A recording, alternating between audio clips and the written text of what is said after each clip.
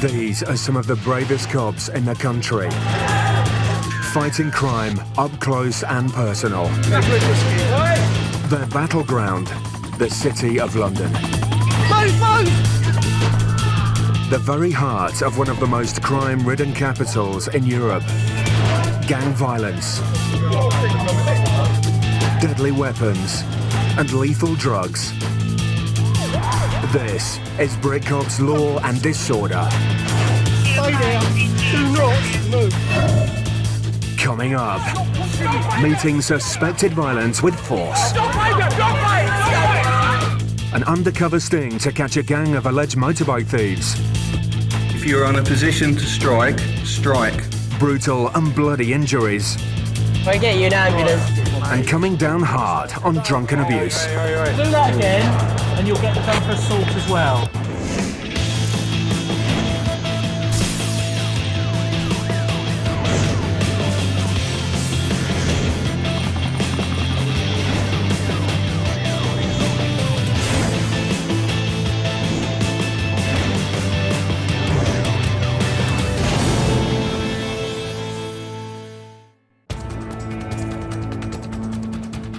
Friday night in the City of London. Uniformed response PCs David Edwards and Giles Cunningham are rushing to the scene of a 999 call. All they know is there's a massive fight on the street. Bottles are being smashed and the cops need to get there fast. Just as the rapid response cops arrive at the scene, they're given a tip-off. A car full of the alleged suspects is up ahead. They get right behind them and pull them over. The cops need to tread carefully. There are 4 people in the car, and they don't know who they are or whether they're armed. Hello, chap. Should we take the keys out and join her on the pavement, please? You wait in the car, chap. Wait in the car. Why are you pushing me? For his own safety, PC Cunningham needs to talk to them one at a time. But one passenger refuses to get back in the car. We're trying to take this thing. The man seems agitated and could be aggressive. PC Cunningham isn't going to take any chances. Stop pushing me. With a perceived threat to the officer's safety, colleagues are on the man in seconds. It's right, Giles, calm down, mate. As it kicks off, a crowd starts to build. Listen to me. I stepped out the car. The guy told me step out the car. Why is he pushing me? While they get a grip of the suspect, other officers try to get a grip of the situation. Some guys was pointing in his car, driving away. So obviously they make descriptions as males being involved. Right. Needing more information, they grill the driver. Has there been fights? I've seen some commotion down there, but it's nothing to do with us. He claims that they saw a fight, but weren't involved in it. By now, police activity is attracting an even larger crowd, and the atmosphere on the street is getting tense. It's creating too much of a problem here, so we're going to knock it on the head. PCs Edwards and Cunningham have to make a decision quickly before they lose control of the situation. There are a lot of people on the street coming out to see what's going on, and I think in light of the fact there were no offences as such and that the report hadn't been substantiated originally, we decided that it was best to not take any further action and not escalate what might have become a bit more volatile situation, which I think was probably the best action in this case. The City of London is the financial heart of the country, but the wealth generated here has become a magnet for organised crime. In the square mile, criminal gangs are known to operate. But hot on their tail are the City of London's crime squad. This team of covert officers are out to catch criminals in the act. They work undercover on the city streets, so some of their identities have to remain hidden. Overseeing their operations is the boss of this manor, Superintendent David Wood. Crime squad consists of a detective sergeant and 8 constables under his wing, and they are highly successful in the arena in which they operate. They're very skilled in plainclothes work. They're trained in surveillance and observation techniques, And doing this on a daily basis, they've built up a high level of expertise, and they know the particular faces they're looking for, they know the areas that these people work in, and they're out there ready to pounce. Second in command is DS Dom Parkin. He monitors the criminal gangs that operate in the city. If there's anything unusual going on, he's the man who'll spot it. And the criminals on his patch seem to have a new target. We were constantly analysing the crimes to discover emerging trends, and one such trend is the increase in theft of high-powered motorcycles. Two men arrive at a bike bay, quickly followed by a white van. While the two men check out who's around, the driver keeps the engine running. Then the scouts do a quick recce of the whole street. They return a few minutes later, signal to the van driver to move the van into position. Then, in a matter of seconds, the cocky criminals calmly open the van door, and 10 grand's worth of bike disappears into the back.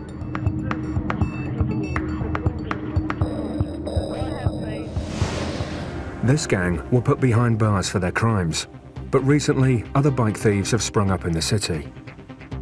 These appear to be the ones that are the most desirable. Most of them around about the £8,000 to £10,000 mark. Every one of them will do over 150 miles an hour. They'll do 0 to 60 in about 3 or 4 seconds. They are exceptional vehicles. The criminals seem to agree. Crime squad officers have been monitoring bike bays in the city to try and work out where the thieves will strike next. The map there just covers the City of London area. Obviously the River Thames is down here. The hotspot area is Cannon Street railway station here, and in these little back streets there's numerous motorcycle bays. Each one has 20 or 30 bikes in it. With this area identified as a likely target, Crime Squad cops prepare for the sting, codenamed Operation Dollar. But these officers aren't just going undercover, they're going in disguise. There's a building site near the target bike bay, so one team are heading to the location dressed as builders.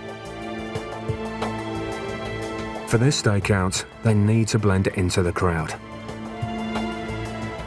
The passing public won't know they're there. And more importantly, nor will the motorbike thieves. Even the Crime Squad governor, DS Dom Parkin, is taking on a new role. He's now a cycle courier. And beefing up the numbers are normally uniformed officers Tom Branch and Mike Nunn.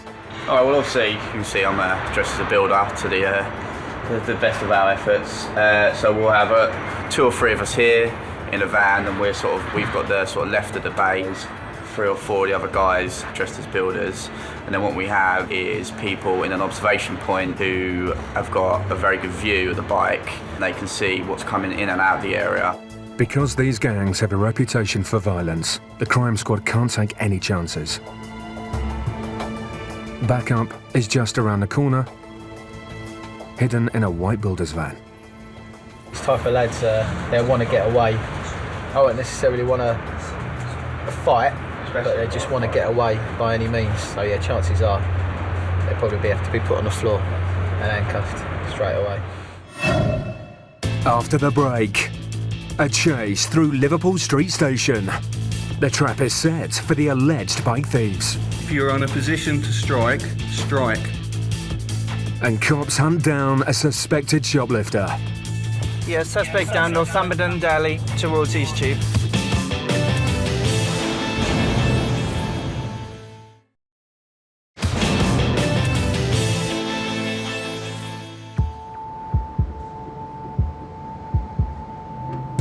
The City of London is suffering from a motorbike theft epidemic. And it's down to the undercover officers from the Crime Squad to catch the gang responsible. They're in disguise, surrounding the area and blending in with the public. Businessmen, builders, tourists. It's impossible to know who is a cop. With a bike stolen on their patch every 2 days, it's vital for the Crime Squad to catch the gang red-handed. They believe stolen bikes are being stripped down and sold on.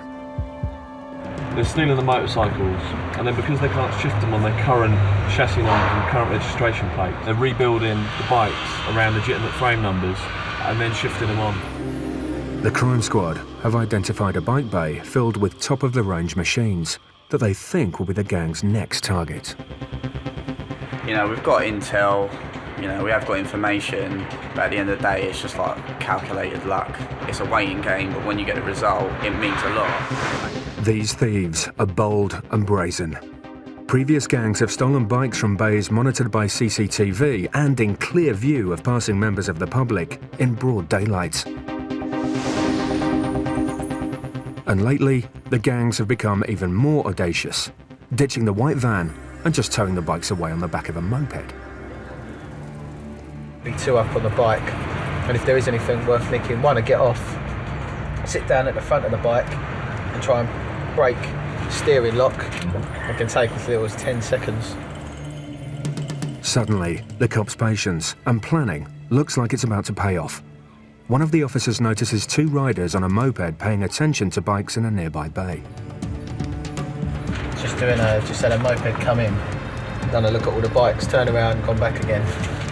Just doing a check on the ENC, see if that motorbike's stolen or not. A police check on the license plates reveal that the vehicle is stolen and it's heading their way. It's midday in the city, and uniformed officers spot some suspicious activity on the side of the road. It's not rubbish. No rubbish. No, it belongs to someone. Yeah? Just section one Yeah. Do you want to just go over there for us? This man suspected of ripping copper wiring from the back of a phone exchange box. Basically, because I've seen picking up of the wires and things, I'm going to search you under Section 1 of Place, okay, for stolen articles going equipped to steal. You got anything sharp?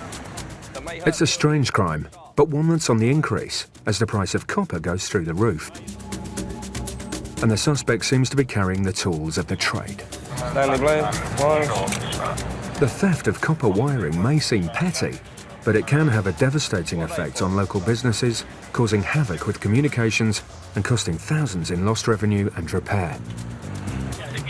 Basically, we've just found a load of copper wiring and various other bits of building material.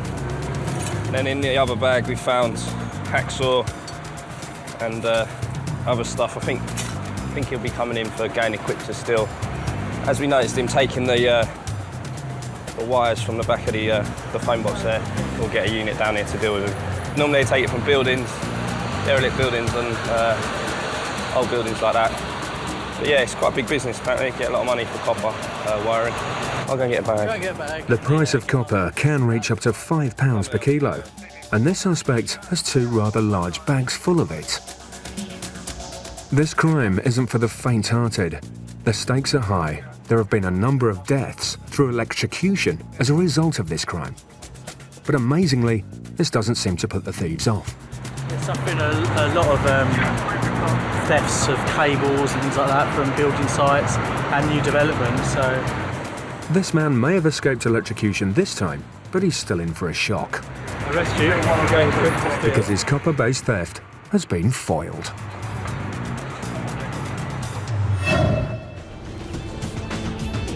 Crime squad officers are hunting a gang of bike thieves. They've been staking out a bike bay, and police CCTV has just picked up two riders on a stolen moped heading their way. But the undercover police operation is thrown into chaos when the moped goes straight past them and heads towards a different bay a few streets away. There's a bay down there that holds about 60 motorbikes, so they've obviously gone down there to have a look if there's anything they fancy nicking today. As the two riders turn into a covered walkway, undercover officers rush to the scene. Confirm 2 up. And the net begins to close in on the suspected thieves.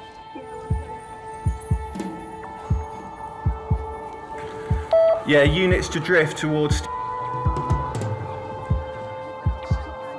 Driver's now off, walking through. One of the riders takes a closer look at the bikes on offer. I'll confirm where the second person is. The cops think they've already identified a particular bike, If you get it as quick as possible, we're in the position for a strike. and they begin breaking the steering lock.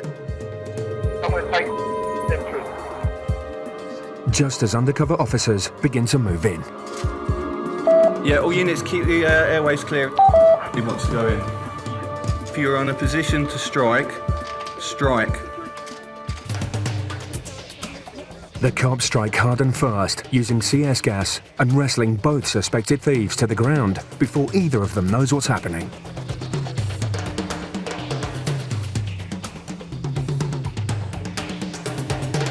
Stunned by the effect of the CS gas, the suspected thieves offer little resistance.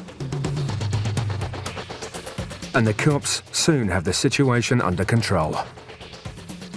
What we've had here is two guys turned up on a stolen bike into a secure little alleyway, and they've tried to steal the bike next to them.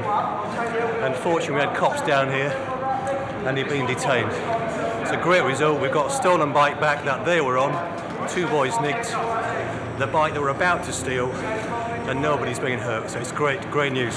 As we've approached from this area, we've heard a crunch, so we suspect they've attempted to nick that, but obviously we've seen them and got them before they managed to steal it. The cops' quick thinking means the alleged thieves were caught red-handed. Alright, ready, go. I just told you while you're under arrest, didn't I? Yeah, but theft of that moped. What moped? The moped you're on, alright? And now the only ride they'll be taking is in the back of a police van. To have caught them now is very satisfying indeed. And it's not luck, it's hard work, teamwork. When I've arrived, the two males were getting CS'd by my colleague. We've been all piled in there trying to contain the males and get them cuffed. I've ended up nicking this guy for the lost or stolen moped that they were on, but also for the attempted theft of the motorbike over there. Mounting undercover operations like this can be potentially dangerous for the police and for the public. To the back, mate. Don't worry about it. But the tactics used by the crime squad have been spot on. As they're taken away, a search of the stolen bike the suspected thieves were riding shows they came equipped. Yeah, we got there's a couple of hammers there, claw hammers. There's a drill bit which would be used to bang into the ignition barrel, and then the claw hammer used to pull that drill bit out. With it comes the ignition barrel and exposing the mechanism to start the engine without a key. Operation Dollar has been a success. These two suspects are now heading for interview rooms, where the investigation will continue.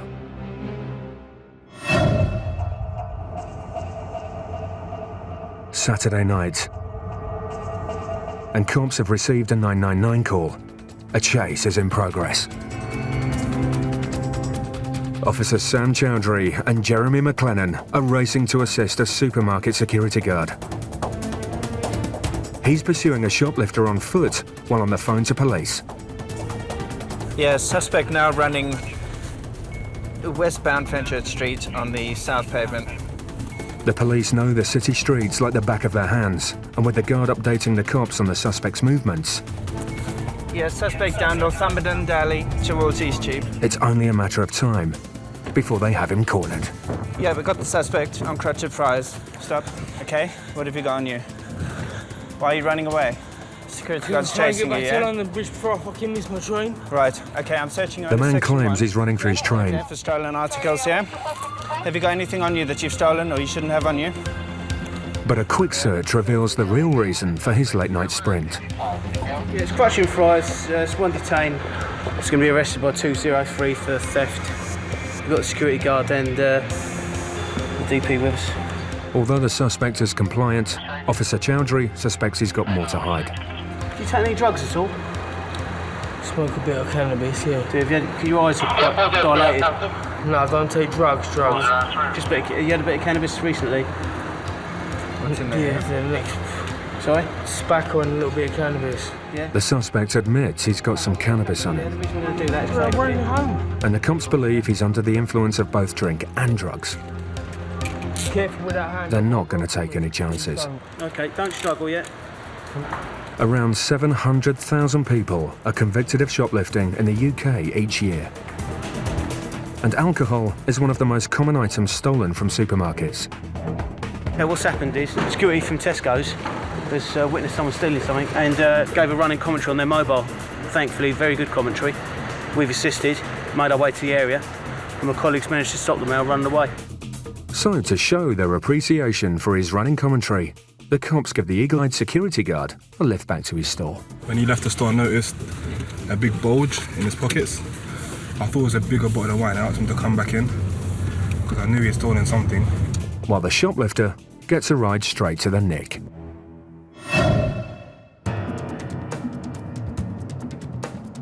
Midnight. And police have been called to assist in another foot chase. But once again, it's not a cop who's in hot pursuit of the suspects. This time, it's a taxi driver. He's tailing 3 people who have allegedly done a runner from his cab without paying the fare. Basically, we've had a call from a taxi driver, 2 females rather, and 1 male have walked off without paying the fare. We're going to try and trace them. Yeah, what entrance did they enter the station, please? But as the cops enter Liverpool Street Station, they lose contact with the taxi driver. Yeah, I can't get through to the informant via his mobile. If there's any other unit that can go to outside Liverpool Street Station, try and locate the taxi driver. We're going to do an area search of the inside of the station. The last trains are getting ready to leave the station, and with 18 platforms to check, the cops know time is against them. There's a good chance the suspects could board a departing train and slip away. Near platform 18 on the cab now. Minutes later, the taxi driver makes contact with the cops. He's on one of the platforms. He's found the alleged fare dodgers. They've just boarded a train, and it's about to leave.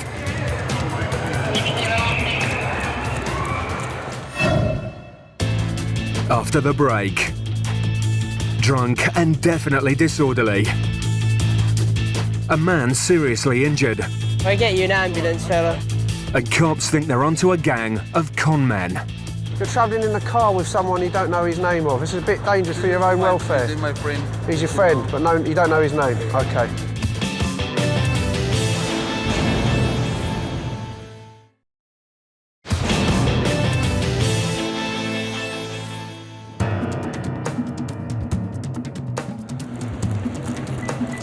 At Liverpool Street Station, officers are racing to question 3 suspects who have allegedly run from a taxi without paying their fare. Do you want to step off the train, please? When they get there, the angry cabbie points out the alleged fare dodgers. Is there one more? Step off against the wall. Oh, sorry, mate. This guy's saying that we haven't. All right, yeah, okay, just go stand up. All right, so stand up against it for me. All right, what's happening, fella? We said to him 15 quid. We gave him a tenner and then he got the so that was So you haven't paid enough then, yeah? Well, no, when I say we haven't paid enough, mate, it's around the bloody hours as it was. We missed our first train as it was. We're waiting for another train now, and literally I'm taking my girlfriend back with all her gear back to mine, so... All right, hang on. The man is keen to get his girlfriend home. Yeah, he's happy for him just to be paid and... All right, well, if you give him the extra money, and then that'll be it done with, okay? And the taxi driver is keen to get his money. So there's a simple solution. Basically, fare dispute where there's been a little bit of an argument over the price of the fare. The cabbie has chased them down to this platform, but they've seen sense. They've handed over the appropriate fare, and all parties have been allowed to go on their way. The taxi dispute over a £5 turned out to be a storm in a teacup. But it's put the officers in a prime position to deal with a more urgent matter. A man has fallen down some escalators. He sustained serious injuries to his legs and needs urgent medical attention.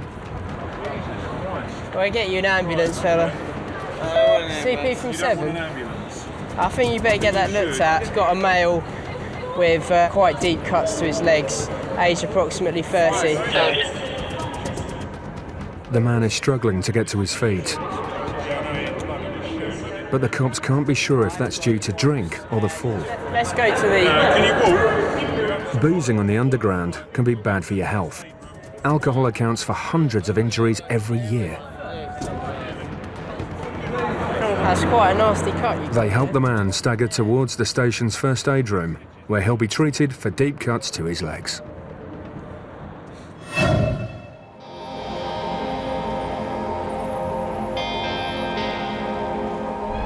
Half a mile away, PC's Chowdhury and Jones are responding to another 999 call. There's trouble at another train station. Someone's been attacked. Large gentleman and security there. The officers are there in minutes. When they enter the station, they find a man being restrained by 2 community support officers. Who? Me? Are you talking about me, love? Apparently, yeah. But it soon becomes clear this isn't the suspect in the alleged assault. Are you happy for him just to be ejected then, are you? This is another incident altogether. But no other offences have been committed, no? No, it's just been... You're not travelling from here, yeah? Station staff have claimed this man has been verbally abusive to them, and they want him out. By the time PC Jones escorts him outside, his colleague has finally tracked down the suspect in the assault they were originally called out to. He's accused of not just swearing at station staff, but of actually assaulting one of them. This gentleman's a security guard, works for a train station. He's just informed me that this man's been abusive towards him and assaulted him. We've just turned up on the scene. There's another male been ejected from the premises. Due to the allegations, the other male's going to get arrested. Just stand there now, what I'm saying. Just stand there a minute for us, yeah? He jumped the barrier. This gentleman's tried to get him back. And as he's come back, he's caused a bit of a scuffle and hit the gentleman. The City of London has 7 mainline stations and 13 separate tube stations in its square-mile radius. More than 300,000 people commute to the city each weekday, and almost all of them use public transport. With so much human traffic passing through the city, the police regularly have to deal with problem commuters. The suspect is heavily under the influence of alcohol. Just hold the other hand up for me. And seems oblivious to his situation. On London Transport alone, there are around 600 assaults a year on staff, and Transport for London insist on prosecution for these crimes. The male's told me that you punched him in the head. I do understand that you're in a drunken state, and when I arrest you, you understand what you've been arrested for, yeah? Not surprisingly, most of these types of crimes are alcohol-related.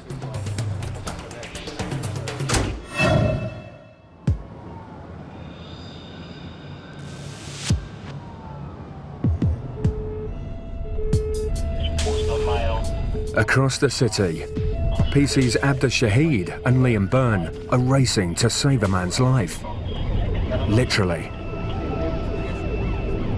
Terrified witnesses have called police.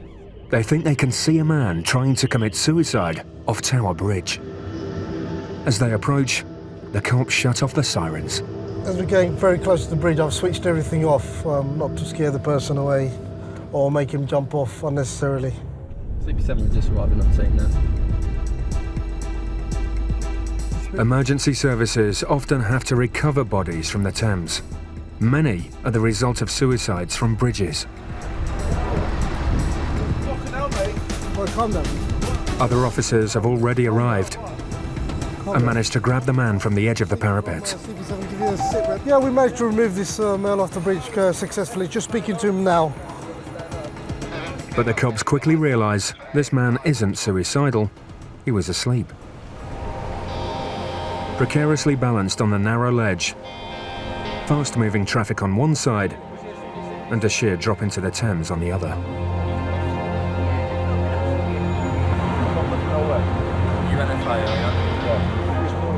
And he isn't too pleased that he's been disturbed. I was quite happy. In the end, the officers had no choice but to simply move the man on. He may not realise the danger he was in, but the police are in no doubt he's actually lucky to be alive. He's kind of found, obviously right on the side of the bridge here. Down the other side is a completely sheer drop, so if he's moving around, moves his legs, he's going to go straight down there, straight down the other end of the bridge, so we can't let him stay here for obvious reasons. It's just not safe. He's not very happy about it for whatever reason. He doesn't like his life being saved, but we're going to send him on his way anyway. But obviously it's not the most sensible place to sleep.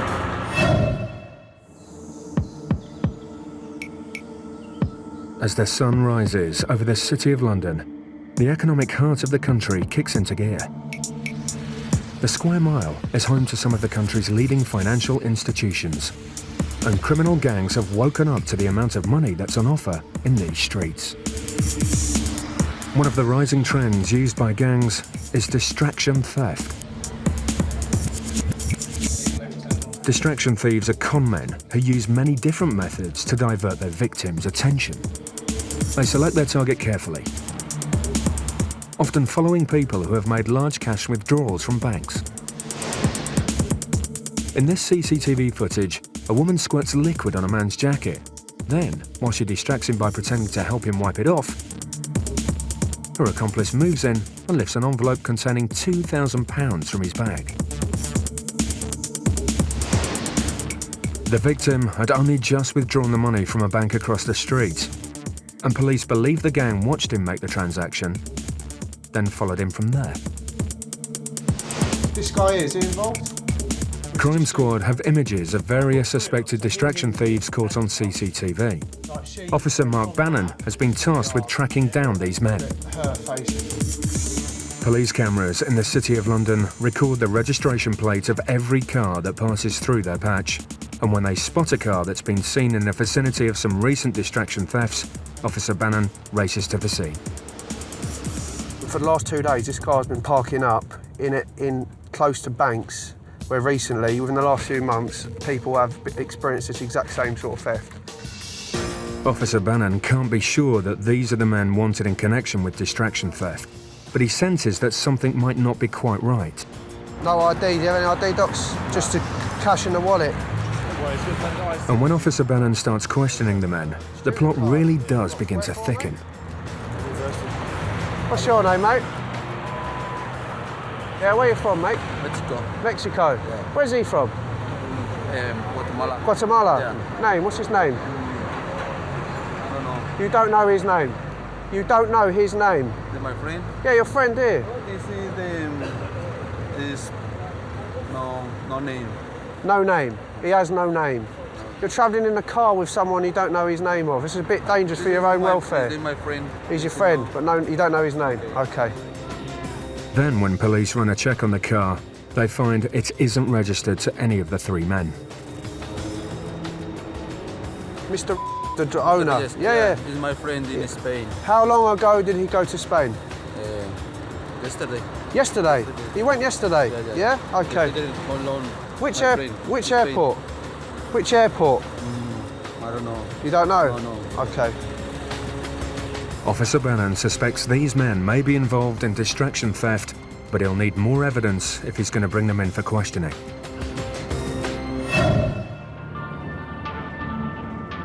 Across town, and cops are already dealing with their first booze-related call-out of the day. Stop swearing. A drunken man is verbally attacking passers-by. He just told me to fuck off. Yeah, it's just that. Yeah, just that. He's getting more aggressive by the second. Fuck off. You've just been told. The cops have a zero-tolerance approach to antisocial behaviour. This drunk is getting nicked. Right, fella, you're under arrest. Suspicion of being drunk, disorderly. You don't have to say anything but may harm your defence. If you do not mention, when questioned, something for you later on in court. Anything you do say may be given evidence. Do you understand? Yeah, die. Just stay there, all right? He was verbally insulting two black females that went past, saying to fuck off back to Jamaica. She's speaking to him, he's swearing at her, chucked all his papers on the floor.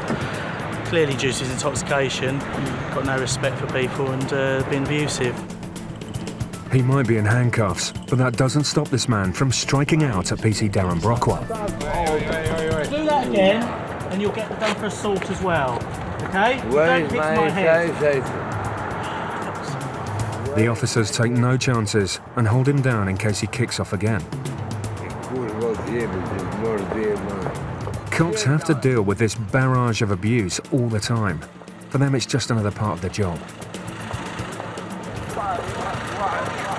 And when he realises he's off to the nick, he doesn't make it easy for them.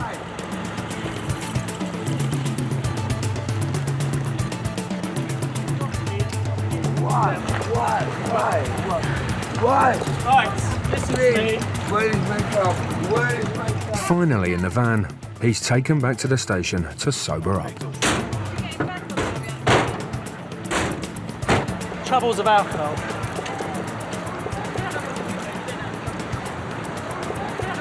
A Bodiga's age, 2008, good year. After the break, a cocky drink-drive suspect attempts to wind up the cops. I'd have gone to Specsavers myself. Would you? That's where I did go. Well, you've got mud. And cops continue to quiz the suspected distraction thieves. Travelling in a car with someone you don't know his name of, it's a bit dangerous for your own welfare.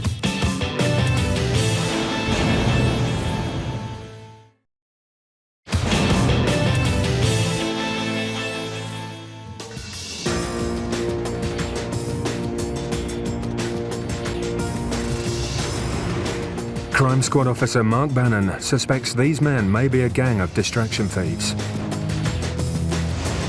Distraction thieves generally work in teams. While one distracts the victim, another moves in for the take. This car was stopped after it was spotted in the vicinity of some similar thefts. And so far, the men's stories aren't convincing the cops. You're travelling in a car with someone you don't know his name of. It's a bit dangerous for your own welfare. He's my friend. He's your friend, but no, you don't know his name. OK. For several months, police have been on the hunt for a ruthless criminal gang responsible for thefts totalling hundreds of thousands of pounds. And the cops believe this car might be linked in some way to one of those gangs. Beware, they had stuff secreted in the panel of the car. The last lot had a knife in an umbrella, so the last two lots have had knives on them. That's why the car's occupants are getting a grilling. Yeah, they've got a bottle full of shampoo in the front driver's seat. Distraction thieves have been known to mix liquids, like shampoo, with other substances to make the sticky solution they squirt on their victim before another member moves in for the sting. It's a method that police have seen before. And it's not long before some suspicious metal spikes are found in the car.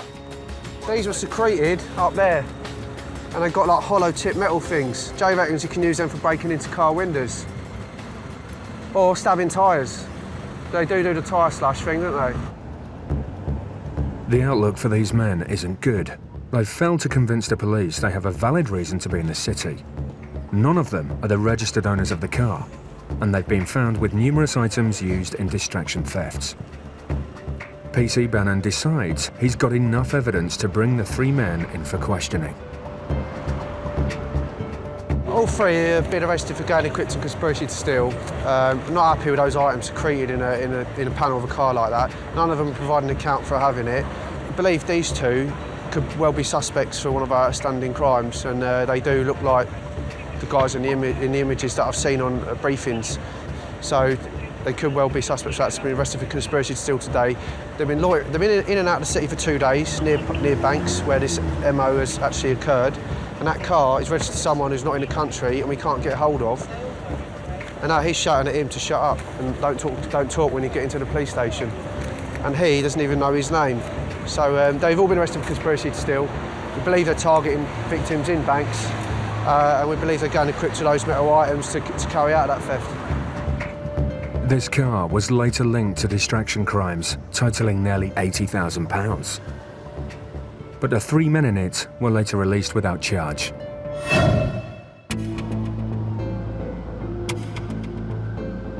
It's the middle of the night shift.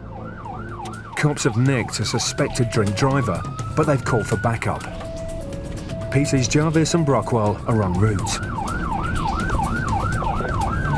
We're basically responding to an incident where I believe a drink driver has been stopped by our officers in an unmarked vehicle, and the man's becoming quite aggressive, so we're going to assist our officers.